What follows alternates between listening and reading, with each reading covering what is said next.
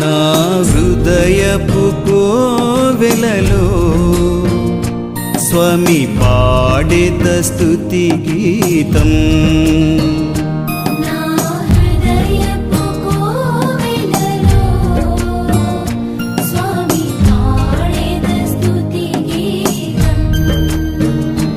నా శరణమని నా కోటయని నా సర్వము నీవేయని